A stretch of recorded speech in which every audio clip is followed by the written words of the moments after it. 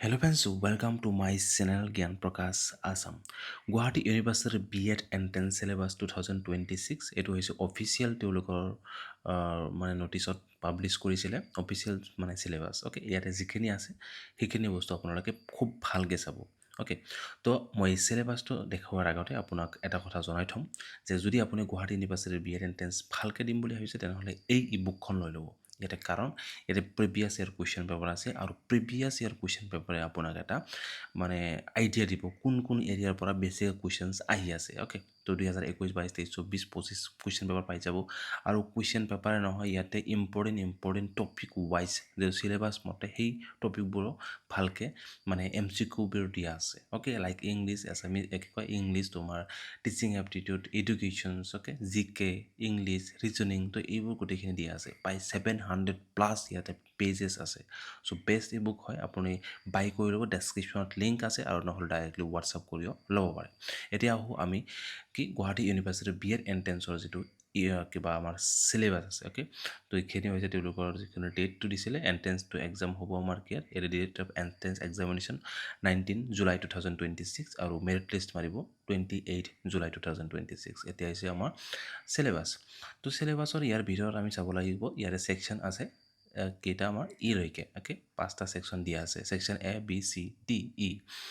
ছেকশ্যনত দিছে ইয়াতে জেনেৰেল ইংলিছত ইয়াতে থাকিব 100 মাৰ্কছ অ'কে জেনেৰেল ইংলিছৰ পৰা 100 মাৰ্কছৰ কুৱেশ্যন আহিব ইয়াৰ ভিতৰত কি আপুনি মেইনলি চাব লাগিব ভকেবুলাৰী তাৰপিছত tense voice narration preposition corrections correction of sentences and comprehensions এটা কম্প্ৰিহেনশ্যন থাকিবই আপোনাৰ অ'কে তো এইখিনি বস্তু আপুনি ইংলিছত চাব লাগিব তো যদি আগৰ পৰা নলেজ আছে বাৰু আমাৰ যিহেতু চবৰে ক্লাছ 10 12ত আমি পাওঁ এইখিনি বস্তু ভকেবুলাৰী টেন্স নেৰেশ্যনছ প্ৰিপজিশ্যনছ ৰাইট তাৰপিছত আহিব ছেকশ্যন B সেইটো হৈছে general knowledge section B general নলেজৰ যিটো আমাৰ চিলেবাছ সেইটো কিন্তু বহুত ডাঙৰ হয় বা সেইটো বহুত ব্ৰাষ্ট হয় তো আমি এইখিনি বস্তু অকণমান ক'ৰ পৰা কি আহে সেইটো বস্তু কিন্তু আমি ক'ব নোৱাৰোঁ চ' সেইকাৰণে এইখিনি বস্তু আপোনাৰ অলপমান বিভিন্ন এক্সামৰ প্ৰিভিয়াছ ইয়াৰ কুৱেশ্যন পেপাৰ যিবিলাক আছে সেইবিলাক যদি আপুনি চায় বেছি ইম্পৰ্টেণ্ট হ'ব আৰু আমাৰ এই বুকখনতো সেইটো প্ৰিভিয়াছ ইয়াৰ কুৱেশ্যন পেপাৰৰ চব জিকে বাৰু বিভিন্ন এক্সামৰ অহা তো তথাপি আপুনি আছামৰ গভমেণ্টৰ যিমান মানে প্ৰিভিয়াছ ইয়াৰ লাইক আছাম টেটত কি আহিছে আছাম ৰিচেণ্টলি হৈ যোৱা টেট হওক ADRE হওক পুলিচ হওক অ'কে এইবিলাক এক্সামৰ মানে APSC হওক সেইবিলাক কুৱেশ্যনছ আপুনি এনালাইচিছ কৰিব ভালকৈ জিকে ছেকশ্যনটো বাকী নট অনলি জিকে চব ছেকশ্যনে আমি চাম যদি প্ৰিভিয়াছ ইয়াৰ কুৱেশ্যন পেপাৰ চোৱা যায় সেইটো স্মাৰ্ট ষ্টাডি বুলি কোৱা হয় মই যেতিয়া টেট প্ৰিপাৰেশ্যনছ কৰিছিলোঁ তো মই সেনেকৈ চাইছোঁ যিমান প্ৰিভিয়াছ ইয়াৰ কুৱেশ্যন পেপাৰ আছে নট অনলি ফ্ৰম আছাম বাহিৰৰ ষ্টেটৰ যিবিলাক টেট ছেট কিবা কিবি সেইবিলাকৰো মানে মই প্ৰিভিয়াছ এনালাইচিছ কৰিছিলোঁ চ' সেইকাৰণে প্ৰিভিয়াছ ইয়াৰ কুৱেশ্যন পেপাৰৰ গো থ্ৰু কৰিলে মানে স্মাৰ্ট ষ্টাডি হয় এইটো কম সময়তে বেছি মানে আমাৰ বস্তু জানো তাৰমানে কোনটো এক্সামত কোনটো ষ্টেটত কোনটো লেভেলৰ পৰীক্ষাত আহি আছে চ' এক্সামিনাৰৰ মাইণ্ডছেটটো জানিব পৰা যায় মেইন কথাটো আহোঁ এতিয়া জেনেৰেল নলেজত মই ক'লোঁ বহুত বাছ ইণ্ডিয়ান হিষ্ট্ৰী চাব লাগিব হিষ্ট্ৰীবোৰতে ইয়াতে চব আহি যায় ইণ্ডিয়ান পলিটিবোৰতে বহুত কি আহি যায় জেনেৰেল ছায়েন্স তাৰপিছত কাৰেণ্ট এফেয়াৰ কিন্তু এটা বস্তু ইয়াতে এড কৰা নাই মই আপোনাক কৈ দি আছোঁ এইটো লিখি ৰাখিব সেইটো হৈছে আছাম জিকে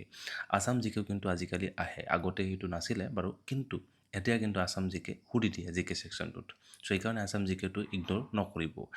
তাৰপিছত ছেকশ্যনটো হৈছে C ছেকশ্যন সেইটো হৈছে জেনেৰেল আপোনাৰ যিটো ৰিজনিং আছে তো সেই ৰিজনিংখিনি বিভিন্ন এক্সামত অহা ৰিজনিংখিনি চালেই হ'ল নিউমেৰিকেল আহিব বা আপোনাৰ এটা চিম্পল ৰিজনিং আহিব তাৰপিছত ছেকশ্যন Dত আছে Indian education year issue and policy চাব লাগিব ইয়াতে থাকিব 60 মাৰ্ক অ'কে আগৰ যে ৰিজনিং আছিল সেই ৰিজনিংখিনি থাকিব আপোনাৰ 80 মাৰ্কছ তাৰ আগৰ জিকেটটো জানে 120 mark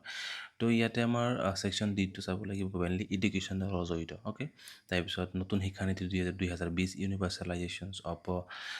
elementary educations right of educations right to education তাৰপিছত সৰ্বশিক্ষা অভিযান SSA ছেকেণ্ডাৰী এডুকেশ্যন ছেকেণ্ডাৰী যিটো আছে আমাৰ ৰাষ্ট্ৰীয় মাধ্যমিক শিক্ষা অভিযান আছে RMSA তো এইখিনি বস্তু ভালকৈ দিয়াৰ আছে বুকখনত বহুত ইম্পৰ্টেণ্ট ইয়াৰ পৰা প্ৰিভিয়াছ আৰু এইখিনি বস্তু চালে আমাৰ কমন পৰিহে যায় এডুকেশ্যনৰ চিষ্টেম এডুকেশ্যনৰ যিটো কুৱেশ্যন আছে অ'কে তাৰপিছত আছে ইথিক্স এণ্ড টিচিং এপ্টিটিউড তো এইটো মেইনলি হৈছে টিচিং এপ্টিটিউডৰ লগত জড়িত এইটো হৈছে 40 মাৰ্কছ আহিব টিচিং এপ্টিটিউডৰ কুৱেশ্যনছখিনি বা মেইনলি মানে টিচাৰে কেনেকুৱা হেৰি কৰিব লাগে ক্লাছৰুমত হওক বা টিচিং এড হওক কি সেইবিলাক একচুৱেলি আমি যদি অলপ ভালকৈ মানে বুজি হেৰি কৰোঁ এটেম্প্ট কৰোঁ হৈ যায় এইটো অ'কে, সেইটো বেছি টেনশ্যন ল'ব লগা নাই। তো এইখিনি হৈছে আমাৰ চিলেবাছ ছেকশ্যন ABCDE। ইয়াতে আপোনাৰ 400 মাৰ্কছৰ প্ৰথম কৰা হৈছে আপোনাৰ ইয়াতে 400 মাৰ্কছৰ কিন্তু কুৱেশ্যন আহিব আৰু এটা কুৱেশ্যন ভুল হ'লে 1 মাৰ্ক মাইনাছ হৈ যাব আৰু যদি এটা ৰাইট হয় 4 মাৰ্ক প্লাছ হৈ যাব। চ' সেই গতিকে আপুনি ট্ৰাই কৰিব যিমান পাৰে মানে গোটেইখিনি এটেম্প কৰিবলৈ, কাৰণ এটা হ'লে 4 মাৰ্ক হৈ গ'ল, ভুল হ'লে 1 মাৰ্কহে যাব। চ' সেই গতিকে আপুনি কমচে কম 80-90% এটেম্প কৰিবই লাগিব যদি ভালকৈ আপোনাৰ মাৰ্কটোক স্ক'ৰ কৰিব বিচাৰে। এনে নহয় যে 80% কৰিলোঁ তাৰপিছত 70% নেটুক্কা লগাই দিলোঁ, সেইটো নহয়। আপুনি অলপ ভাবি চিন্তি দিব, নিশ্চয় আপোনাৰ ক্লিয়াৰ হৈ যাব। তো ভিডিঅ'টো সম্পূৰ্ণকৈ চোৱা বহুত বহুত ধন্যবাদ আৰু শ্বেয়াৰ কৰিব যোনবোৰে নাজানে নতুন চিলেবাছটো কি আছিলে বা চিলেবাছ একচুৱেলি মানে এতিয়া ছেমে হয় বাৰু, তথাপি আমি নিউ বুলিলে আমি 2026ত কি দিছে তেওঁলোকৰ অফিচিয়েল চিলেবাছটো আমি সকলোৱে জানিব লাগে। অ'কে।